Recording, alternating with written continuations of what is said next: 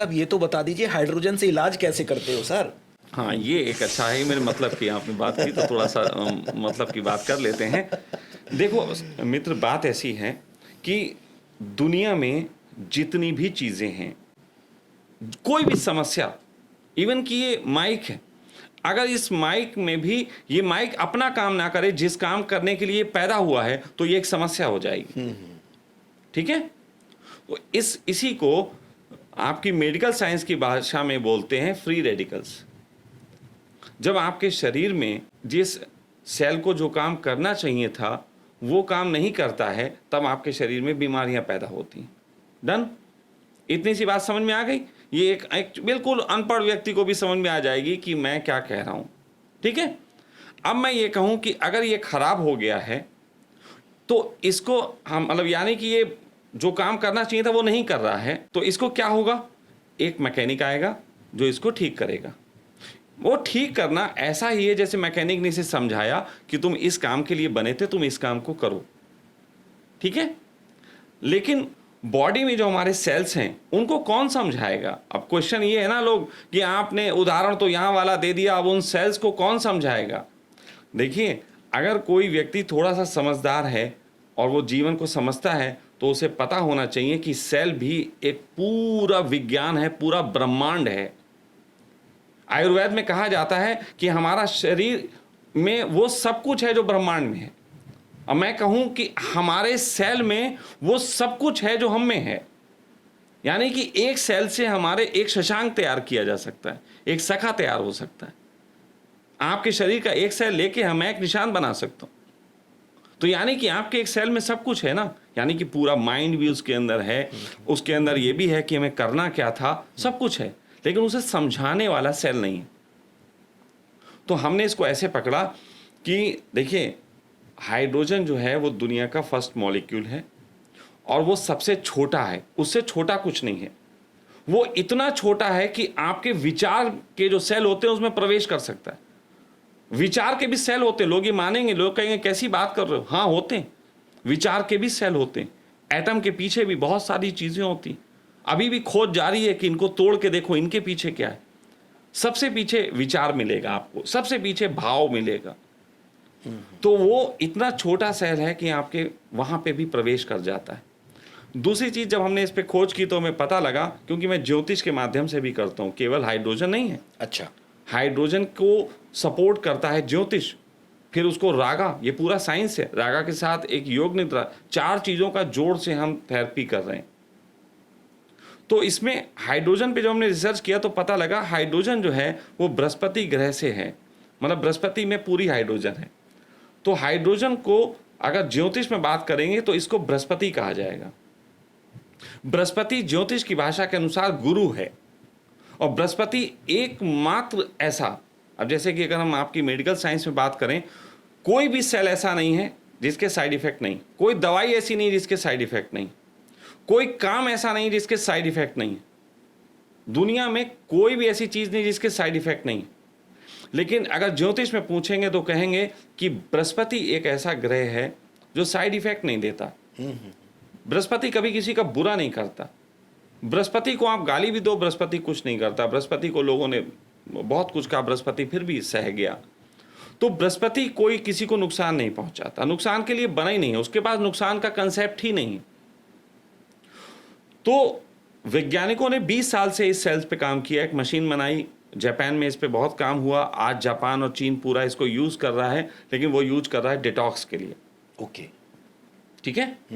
अब मैं आपको बताता हूँ वो डिटॉक्स के लिए यूज कर रहा, लेकिन जब हमने इसको यूज किया तो हमें पता लगा इसे मोर पावरफुल, ये कुछ और है और बड़ी ताकत है जिसको हम यूज नहीं कर पा रहे हैं। जैसे किचन में रखे चाकू से हम अदरक काट रहे हैं, लेकिन उसी चाकू से लोग इलाज कर ले रहे हैं। तो वो उन्होंने मोर पावर उसमें देखा, तो मैंने देखा कि इसमें मोर पावर है, हम इसको और यूज कर सकते हैं डीप जाके। तो फिर हमने स्टडी की तो हमें पता लगा कि न्यूरॉन्स की हमारी जो प्रॉब्लम्स हैं हमारे मस्तिष्क में जो होती हैं न्यूरोलॉजिकल प्रॉब्लम्स, वो प्रॉब्लम ऐसी हैं जिसका आज तक कोई सोल्यूशन नहीं कर पाया मेडिकल साइंस। वो कहता है कि हम वहाँ पे जाके कुछ नहीं कर सकते। तो जीन थेरेपी, अभी आपने एक देखा होगा, एक जीन थेरेपी चली है। अब जीन थेरेपी का जिक्र इसलिए कर रहा हूँ क्योंकि आगे मेरी बात में जीन थेरेपी से कनेक्ट होगी हमारी थेरेपी, जीन थेरेपी ये करती है कि उन्होंने कहा कि जैसे एक आप थोड़ा सेहत आपकी अच्छी है और एक बहुत पतला दुबला आदमी है, तो पतले दुबले आदमी में सिर्फ इतना है कि उसमें एक जीन नहीं है जो कि मोटा बनाता है, और एक व्यक्ति कोई सेहत अच्छी है, इसका मतलब है उसमें वो जीन है जो सेहत अच्छी करता है। एक व्यक्ति के अंदर ऐसा जीन है जो उसे मोटा बनाता है। तो अगर मोटा वाला जीन निकाल के पतले वाले व्यक्ति के जीन में फिट कर दिया जाएगा तो पतला वाला भी मोटा हो जाएगा, क्योंकि जीन मतलब प्रोग्राम। अगर उसको एक सॉफ्टवेयर की लैंग्वेज में समझें कि जीन एक प्रोग्रामिंग है, वो जैसा प्रोग्राम लिखा जाएगा वैसे ही वो आगे चल के बनेगा। ये बिल्डिंग के नक्शे जैसी बात है, ठीक है।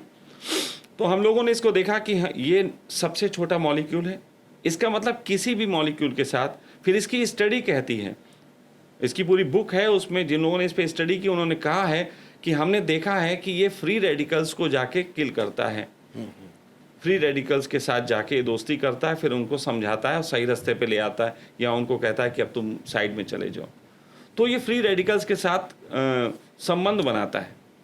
जब हमने इसको पकड़ा तो हमने कहा ये तो बृहस्पति ग्रह वाली बात हो गई कि गुरु को कहीं भी भेज दो वो ज्ञान ही देगा। कहते नहीं पहले सन्यासी लोग, आज लोग कहते हैं कि भारत देश में करोड़ों सन्यासी। मैं कहता हूं जब करोड़ों आपके पुलिस वाले हो सकते हैं यहाँ के सिस्टम को संभालने के लिए कि कोई क्राइम ना करे, तो लोग क्राइम ना करें इसको देशना देने के लिए करोड़ों सन्यासी क्यों नहीं हो सकते? और सन्यासी को तो आप सैलरी भी नहीं दे रहे हो। सन्यासी तो बेचारा अपने आप लोगों से खाना मांग रहा है और दुनिया को ज्ञान भी दे रहा है कि भाई साहब सही से जियो, भाई साहब बुरा काम ना करो, ऐसा कुछ गलत ना करो। तो सन्यासी को इतना अपमान क्यों? तो उसी तरीके से सन्यासी को जहाँ भेजोगे अच्छा ज्ञान देगा। तो हमारे शरीर में जब ये सेल जाता है तो वो देखता है कहाँ कहाँ गड़बड़ हो रही है, वो उनको ठीक करता है।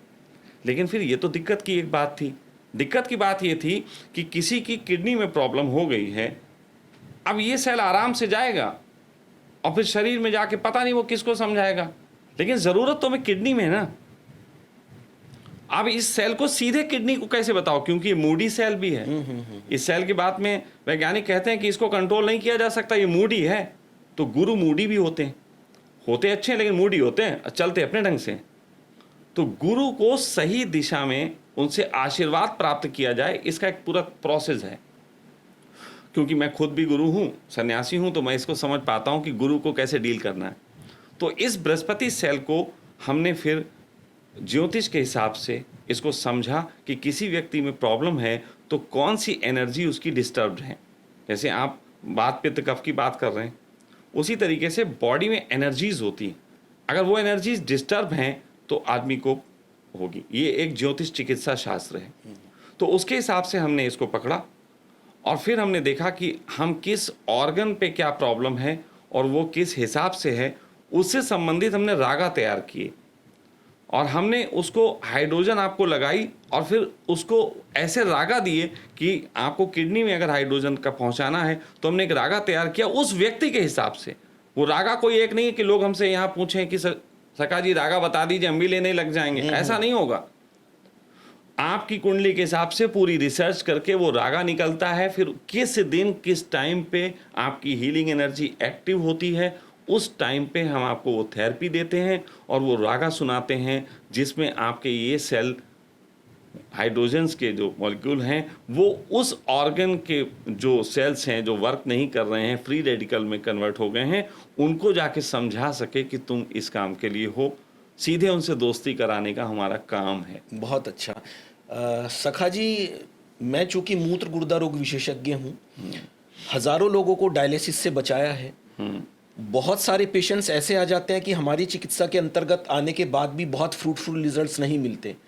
तो कहीं ना कहीं मुझे ऐसा लग रहा है, चूंकि आप ये जानते हैं कि भाई डॉक्टर साहब जो है मूत्र गुर्दा रोग विशेषज्ञ हैं, तो बार बार आपने किडनी गुर्दा का नहीं, वो आपकी एनर्जी हमसे मैच खा गई इसलिए हम वही बहने लगे, बस इतनी सी बात है। तो चलिए, ऐसे कोई पेशेंट यदि आते हैं मेरे पास कि मेरी चिकित्सा के बाद भी उनको आराम नहीं आ रहा, तो मैं सखा जी के लिए ज़रूर बोलूँगा। देखिए, हमने स्लोगन ही यही दिया।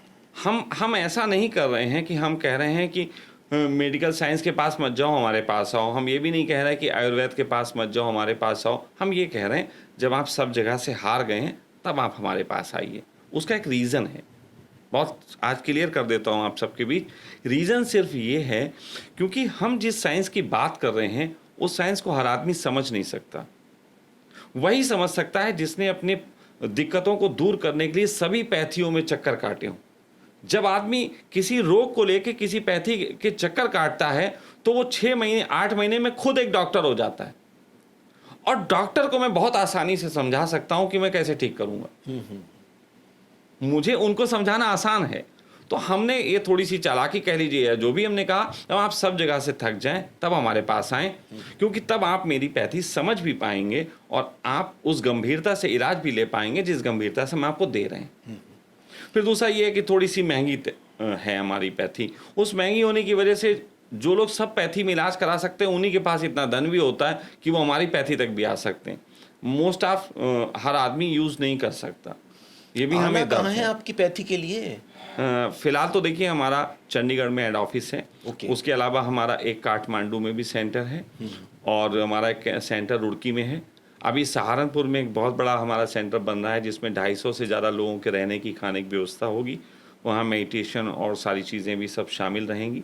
एक बड़ा जगह बन रही है और जल्द ही इसको और तरीके से फैलाने की बात है। तो फिलहाल तो आप इसमें जो नंबर दिए जा रहे होंगे उस नंबरों पे संपर्क कर सकते हैं और सखा वेलनेस की थेरेपी को जानने समझने के लिए आप हमसे आ सकते हैं, बात कर सकते हैं।